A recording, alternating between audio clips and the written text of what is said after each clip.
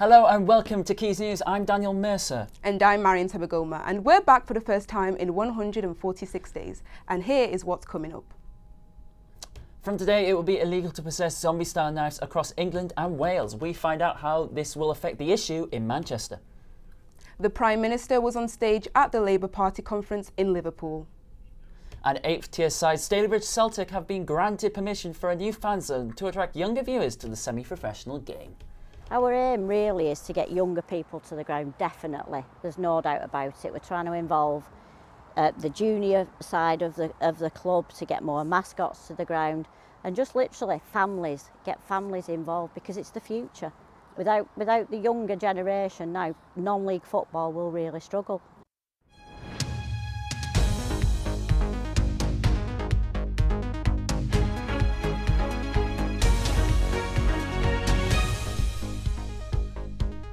But first, a 40-year-old woman and an 8-year-old girl were found dead at their home in South Radford. Our reporter Ellie Watt joins us live from South Radford with more details.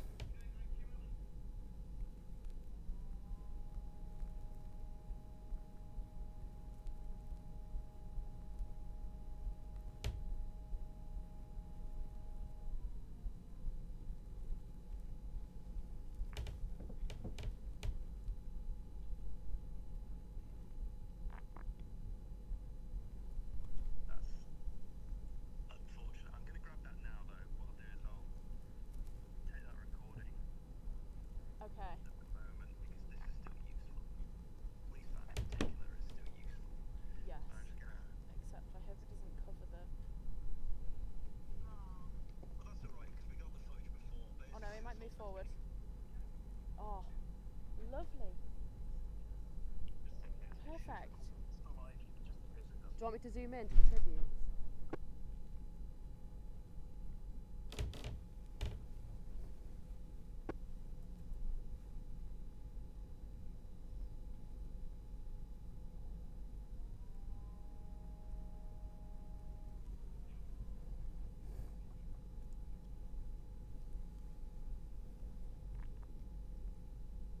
An isolated incident, it poses no threat to the wider community.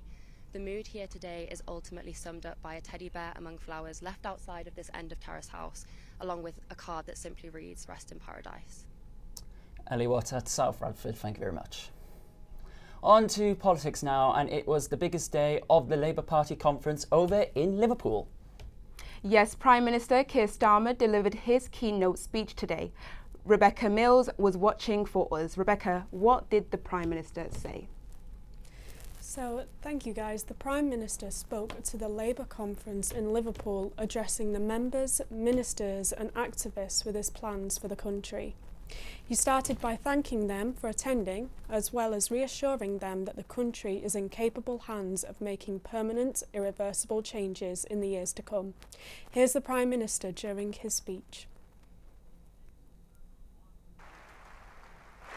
But never forget that this opportunity is only here because we changed the party. Country first, party second, that isn't a slogan. It's the foundation of this project, a pact with working people we must fulfil. Sir Keir Starmer mentioned the importance of rewriting the story of the world, offering his support for immediate ceasefire in the Israel-Palestine conflict, as well as touching on NHS waiting lists and introducing the Hillsborough Law set for April next year. Now, the big controversy for Sir Keir over the last couple of weeks has been the decision to remove the winter fuel allowance from pensioners who don't get pension credit. Age UK and Salford have told us they're now helping a record number of people. You can read that story in full online at salfordnow.co.uk. Thanks, Rebecca. 8th tier side Stalybridge Celtic have been granted permission for a new fan zone. The plans include 2 bars, a cafe and a small 3G pitch at the club's ground, Barlowfield Stadium.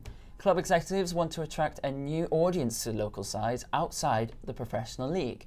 Sam Armitage travelled to Stalybridge to find out more. Barlowfield Stadium has been the home of Stalybridge Celtic for 115 years. This season, planning for a new fan zone has been accepted, and staff members at the club are really very, very, very excited to bring in extra revenue, improve attendances and enhance the overall fan experience. Every non-league club, we need income, we need revenue. Our average attendance at the moment is in the between 500 and 800. I mean, I'd love to say that I'd love to get up to 1,000, that would be perfect, and I'd love to think that we could have it done by next summer. The new fan zone will be placed in the north-east corner of the ground and will be crafted from recycled shipping containers. So when you arrive through the turnstiles here at Bowerfold, you are immediately greeted by the brand new fan zone. Now obviously it's a little bit of a construction site at the moment. That's obviously not what it's going to look like when it's being finished in around about 12 months time, but there will be a couple of bars, a cafe and a little mini pitch as well for any kids that want to play on either during the game or at half time or even before and after the game too. So plenty of fun to be had here at Bowerfold, and it is just right next to the ground as well. A sense of community is very important within non-league. Some committee members have started as fans and now devote time to improving the club that they love. But if you come in here, you want to feel part of something, something you can enjoy, something you can bring your kids to. Like I've been coming here for 30 years. I've made friends for life, and it's just that sort of thing. And we're trying to raise our standards now so we can do that and make the ground a lot better and a lot more welcoming to friends and families. And ensuring families and younger children attend games is vital in not only preserving the current fan base of semi-professional clubs, but also ensuring a positive future for teams like Stalybridge. Our aim really is to get younger people to the ground, definitely. There's no doubt about it. We're trying to involve the junior side of the club to get more mascots to the ground, and just literally get families involved, because it's the future. Without the younger generation now, non-league football will really struggle. Sam Armitage, Quays News. Sticking with sport, we have Hannah Frew here to let us know the latest. Thank you guys. Salford City's women's goalkeeper is recovering after she collapsed during the Lionesses FA Cup tie at Wythenshawe on Sunday. The game was abandoned after 34 minutes when it was decided the situation was too upsetting to continue. Salford goalkeeper Grace Pomfret went down off the ball in visible distress after she suffered an apparent seizure. It came after a collision with a Wythenshawe striker earlier in the game. Pomfret was taken off the field and left the ground in an ambulance. She's said to be in a stable condition, and the match must now be played before the 13th of October. If Salford win, they will face Barnsley. The popularity of women's football has skyrocketed in recent years, and according to a new report, Wigan is the best town for helping get girls involved in the sport. The study looked at how accessible football is for girls between the ages of 5 to 19. Bury ranked third out of a total of 709 clubs that meets that criteria. And finally, undefeated Salford boxer Alex Murphy has announced a date for his next upcoming fight. The 23-year-old is expected to fight on the 25th of October at the Tough Sheet Community Stadium, Bolton. The match will be shown live on Channel 5. Murphy is currently 11-1 and will look to continue this unbeaten run. Old Trafford is 115 years old and will finally see a renovation. The famous stadium redevelopment will cost £2 billion, bringing in almost £8 billion to the economy. We sent Sarah Saunders to find out more. I'm here outside the iconic Old Trafford Stadium, one of the most famous stadiums in the world. Built in 1909, the stadium, which holds a capacity of nearly 75,000 people, has seen 13 Premier League titles won and has of course hosted many major concerts and events. But now the stadium is starting to show its age. We've seen embarrassing scenes, fans getting soaked by leaks in the roof, flooding on the pitch and overcrowding in the concourse. Meanwhile, rivals such as Man City have invested in major refurbishments to the ground, while Spurs' new stadium has been described as the best in the Premier League. A model for the proposed development of a new ground went on display at the Labour Party conference in Liverpool over the weekend. The plan would create 92,000 permanent jobs and welcome an additional 1.8 million visitors per year. Mayor of Manchester Andy Burnham stated how the revamp of the stadium and the surrounding Trafford area could be the biggest regeneration scheme ever seen in the country. With no public funding, fans have taken to X to state their views with comments such as Manchester United choose its wealth to develop better football and think it's a brilliant plan, the new stadium is what we want. This new stadium is a huge step in the right direction for this historic club. Now, last year it was revealed that the UK spent more money on clothing than any other country in Europe per person. Fast fashion will have taken up a huge chunk of this. We sent our reporter Tiara Anglin, Maine, to a vintage market to ask customers about their spending habits.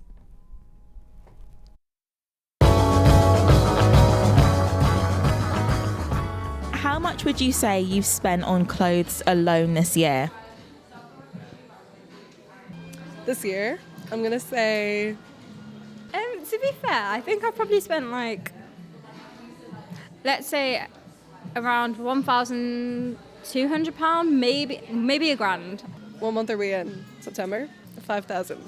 5,000. Yeah, it's bad.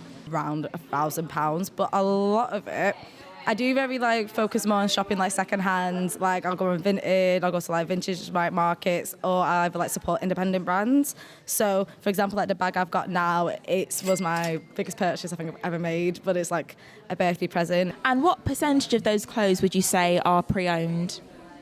Nearly all of them. Honestly, I'm gonna say a good 80%, 70 to 80%. If it was a percentage, I think 90%. Of them are pre-owned. I think I've only bought a few things that are brand new. Even if I'm looking for a piece that would be kind of fast fashion, I'll look on Vinted first, just to kind of make my global footprint a little bit better, I guess.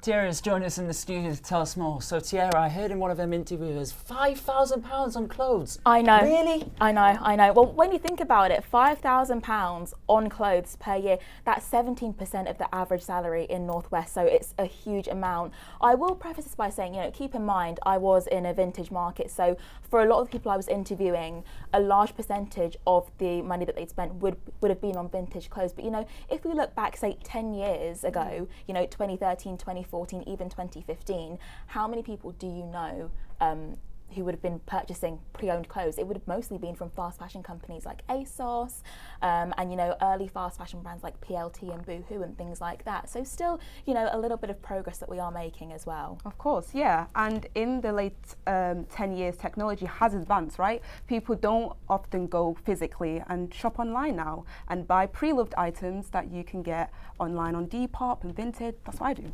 Well, yeah, me too. I love Vinted. I think that technology has played a huge part in the way that we purchase pre-loved items now. I mean, combined in the UK, there are over 20 million Depop and Vinted users, so it makes up a huge amount. And that's not even considering eBay or even high-end fashion pre-loved brands like Vestiaire Collective and Fashionette and things like that too.